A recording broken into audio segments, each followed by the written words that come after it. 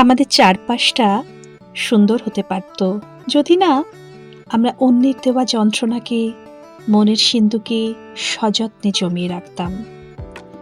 বন্ধুরা, আজ আপনাদের শোনাবো থমাসের গল্প, যে মানুষটা তার সারা জীবন অন্যের ঘৃণা আর অপমানের বোঝা বয়ে বেরিয়েছে। থমাস ছিলেন খুব সাধারণ এক মানুষ, কিন্তু তার একটি বিচিত্র অভ্যেস ছিল। যখনই কেউ তাকে কটু কথা বলতো বা তার সাথে খারাপ ব্যবহার করত, থমাস কোনো প্রতিবাদ করতেন না।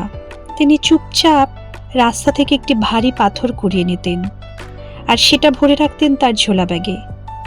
তিনি বলতেন, এই পাথরগুলো আমার অপমানের সাক্ষী, আমি এগুলো বয়ে বেড়াবো যাতে কোনোদিন তাদের করা অন্যায়গুলো ভুলে না যায়। দিন গেল, মাস গেল, থমাসের সেই ব্যাগের ওজন বাড়তে বাড়তে পাহাড়ের মতো হয়ে উঠল।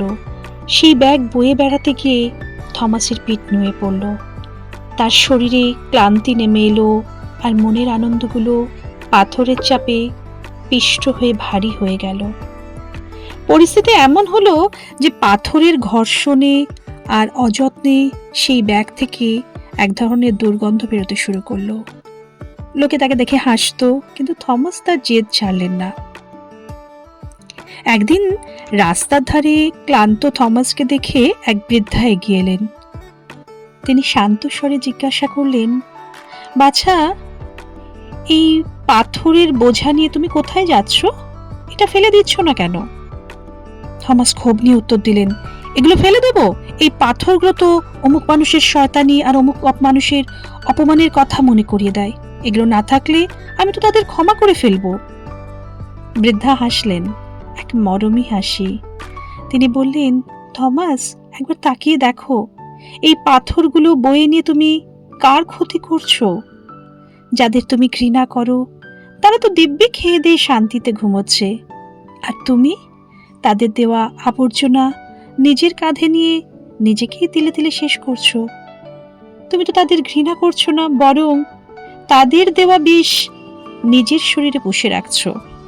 থমাসের দু চোখ বেয়ে জল গড়িয়ে পড়ল। তিনি বুঝতে পারলেন, এতদিন তিনি অন্যের অন্যায়ের শাস্তি নিজেকেই দিয়ে আসছিলেন। তিনি হাত কাঁপিয়ে ব্যাগটি উপর করে দিলেন। ঝনঝন করে সব পাথর মাটিতে পড়ে গেল। অনেক বছর পর থমাস সোজা হয়ে দাঁড়ালেন। বুক ভরে শ্বাস নিলেন। মনে হলো তার শরীর আর মন যেন বাতাসের মতো হালকা হয়ে গেছে।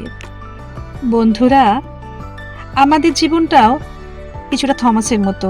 আমরাও আমাদের মনে মানুষের দেওয়া অপমান, ঘৃণা, তিক্ততার পাথর জমিয়ে রাখি। আমরা ভাবি আমরা অন্যকে ঘৃণা করছি, কিন্তু আসলে আমরা নিজেদের শান্তিকেই ধ্বংস করছি। মনে রাখবেন, ক্ষমা অন্যকে মহান করার জন্য নয়, নিজের মনের বোঝা নামিয়ে নিজেকে মুক্ত করার জন্য। তাই আজই আপনার মনের সেই ভারী পাথরগুলো ফেলে দিন। জীবনটা বয়ে বেড়ানোর জন্য নয়, উপভোগ করার জন্য। থমাস যেমন সাহস করে তার ব্যাগটি খালি করতে পেরেছিল, আজ আপনারও সেই সময় এসেছে। নিজেকে ভালোবাসুন, নিজের মনকে মুক্তি দিন। আপনার মনেও কি এমন কোনো পাথরের বোঝা বা কোনো পুরনো কষ্টের স্মৃতি জমে আছে, যা আপনি আজও বয়ে বেড়াচ্ছেন? আপনার সেই অনুভূতির কথা বা এই গল্পটি শুনে আপনার কেমন লাগলো তা নিচে কমেন্ট করে আমাদের সাথে শেয়ার করতে পারেন। মনে রাখবেন, কথা বললে মন হালকা হয়। ভিডিওটি ভালো লাগলে প্রিয়জনদের সাথে শেয়ার করবেন। হয়তো আপনার একটা শেয়ারে অন্য কোনো মানুষের মনের বোঝা আজ হালকা হয়ে যেতে পারে। দেখা হবে পরবর্তী ভিডিওতে। ততক্ষণ ভালো থাকুন, সুস্থ থাকুন আর মনকে মুক্ত রাখুন। ধন্যবাদ।